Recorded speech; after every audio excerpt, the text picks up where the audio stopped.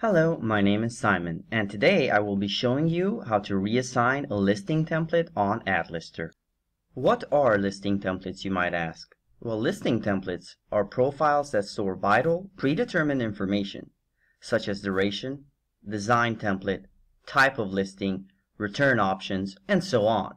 Each product needs to have a listing template assigned to it.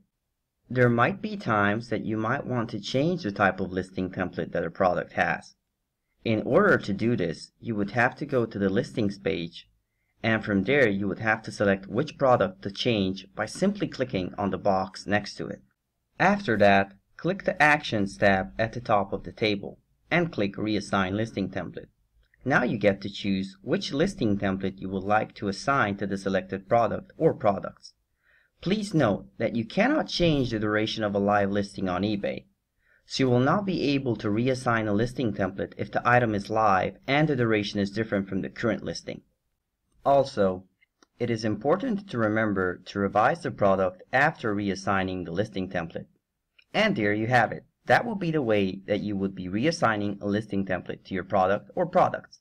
Thank you for watching. Hope this video was informative, and see you in the next one.